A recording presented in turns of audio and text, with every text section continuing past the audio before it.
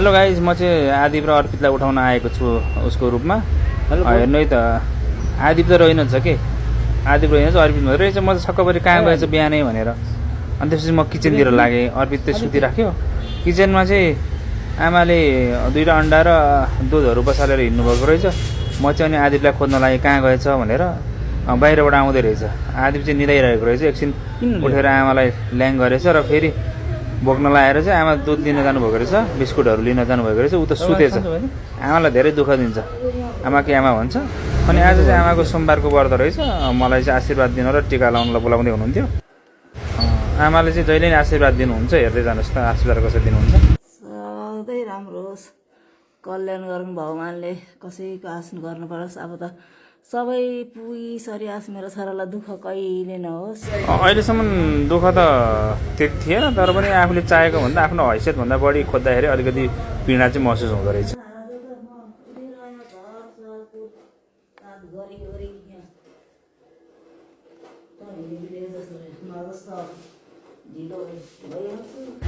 त्यसपछि म चाहिँ कागती पानी खाएर चिया खान रेडी भएँ। अरू त्यो आदिप चाहिँ सुतिरहेको थियो। मैले चाहिँ चिया र बिस्कुट खाएर पसल जानुपर्ने थियो। छिटो छिटो चिया बिस्कुट खाएँ। आमा चाहिँ अर्पितलाई उठाउने प्रयास गर्दै हुनुहुन्थ्यो, तर अर्पित उठ्न मानिरहेको थिएन। म पसल गएर आउँदाखेरि त अर्पित रेडी भइसकेको छ स्कुल जानलाई। राम्रो मान्छे बनेर आमालाई गाडी किनेर घुमाउनु लानु।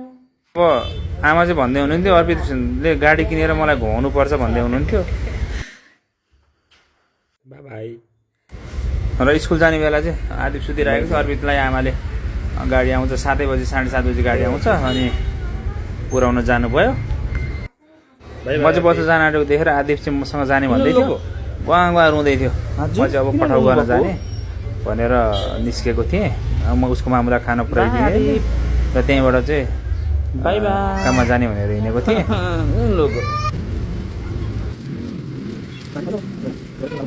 पानी परेको भएर चाहिँ प्लास्टिकले मोबाइल छोप्दै थिएँ। एकजना बहिनी चाहिँ इस्कुस किन्न आउनु भएछ।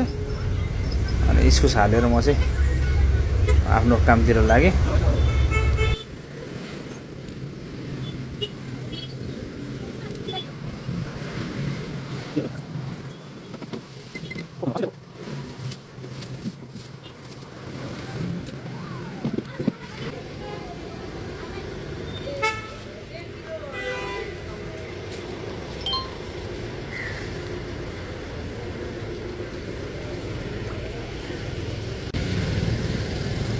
पहिलो टिप पनि लागिसकेको छ।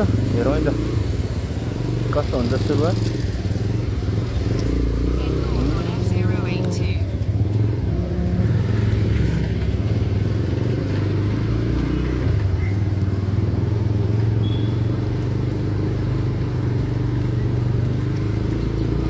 टाढा चाहिँ टाढा रहेछ, 6 मिनट लाग्यो।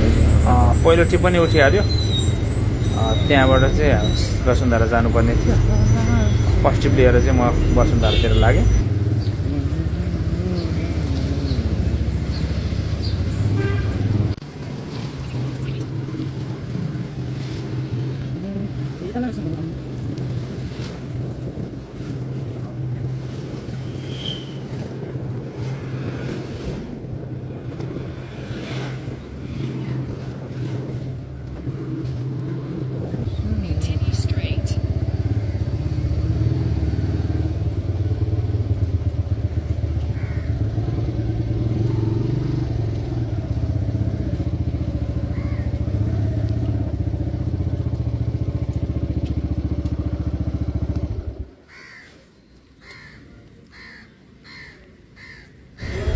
पहिलो टिप चाहिँ सबभन्दा त्यसबाट वसुन्धरासम्म थियो।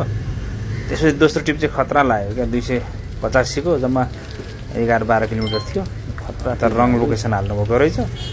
पछि टाढो पराउँदै 350 भयो। आउँदा पनि वहीँसँग आएँ। 640को टिप परेको थियो पहिलोचोटि नै। विदेश जाने आँट्नुभएको रहेछ, साइप्रस जान आँट्नुभएको छ बहिनी चाहिँ।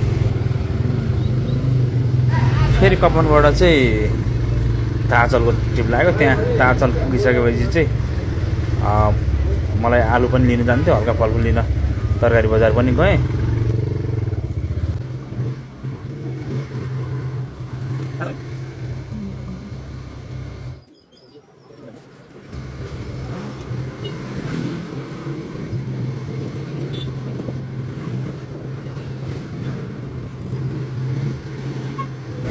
त्यहाँबाट सिधै म चाहिँ फलफुल बजारतिर गएँ।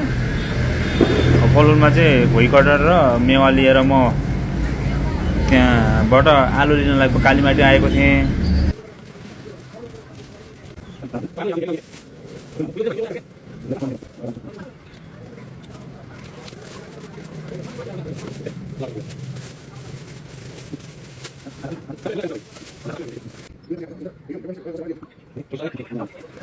मुडेको कति मुडेको आलु लिनु गएको थिएँ 50 रुपियाँ भने म 2 रुपियाँ किन घटेछ भनेर भन्दै थिएँ।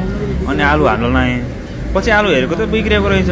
ओ साउजी यो आलु त खत्तम छ क्या यार, खत्तम छ त आलु त। अनि बोलाएर हेर्न लागेको होइन, 2टा मात्रै हो भने अनि म त विश्वास लागेर लिएर आएको त पुरा कुहिएको आलु परेछ। हेर्नु न, एक बोरा आलु 3070 रुपियाँ हालेर 12 किलोमिटर छ यहाँबाट टोखाबाट फिर्ता लाने पनि कसरी भनेर छक्क परेँ।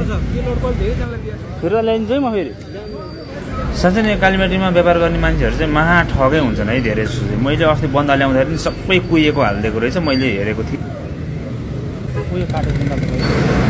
12 किलोमिटर यार बाइकमा त्यत्रो दुःख गरेर आलु ल्यायो, आलु त पुरा कुहिएको रहेछ। बुढीले झन्डै मारिन।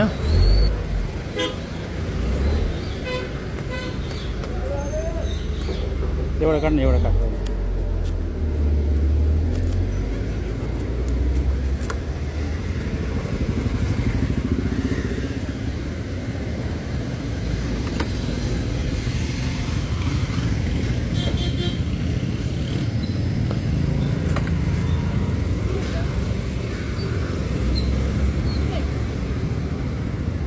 बाइकसँग चाहिँ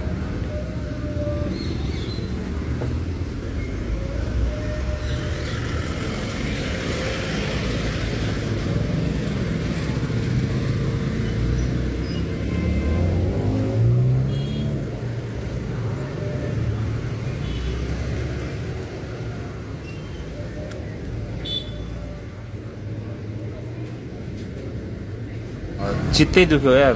यत्रो बाटो आयो, फिर्ता पनि कसरी लाने, फिर्ता लाने नि भनेर 2चोटि प्याक पनि गरेँ। लास्टमा गएर खाओस्, कसैले फटाइ गरेर ठग्छ भने त्यसको परिणाम त भगवान्ले दिन्छ नि भनेर मैले फेरि आज पनि होइन, अस्ति पनि कुहिएको बन्दा एक झोलै कुहिएको बन्दा हालिदिएको थियो। आज पनि लगभग त्यस्तै भयो। यहाँ टोखा गेट अगाडि चाहिँ ट्याक्क गाडीहरू चाहिँ दिनका दिन यो ठोकिने हुन्छ। 2टा पोल छ, यहाँ चाहिँ ठोकेको छ। आज पनि एउटा नयाँ गाडी ठोकेछ बिचरा।